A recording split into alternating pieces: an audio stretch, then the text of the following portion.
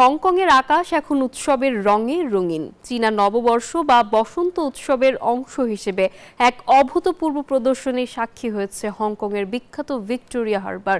এবছর 17 ফেব্রুয়ারি থেকে শুরু হওয়া ঘোড়া বর্ষের দ্বিতীয় দিনের উদযাপন হিসেবে এই চোখ ধাঁধানো অনুষ্ঠান আয়োজিত হয়।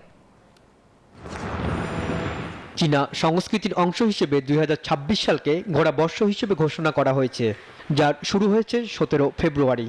এই বর্ষের দ্বিতীয় দিনের আনুষ্ঠানিকতা হিসেবে হংকংয়ের ভিক্টোরিয়া হারবারে মনোমুগ্ধকর আতশবাজি শুরু হয় রাত 8টায়।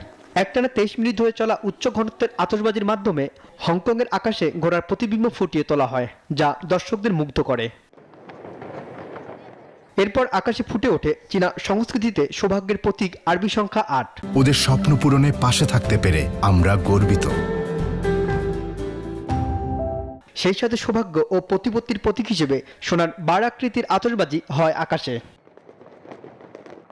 এমন দৃশ্য উপভোগ করতে সন্ধ্যা থেকে স্থানীয় বাসিন্দা এবং বিদেশি পর্যটকেরা হারবারের দুই পাশে ভিড় জমান। সার্বিয়া থেকে আসা এই পর্যটক উচ্ছ্বাস প্রকাশ করেছেন। এটা অসাধারণ এক আয়োজন। আতশবাজিগুলো সত্যিই দারুণ ছিল।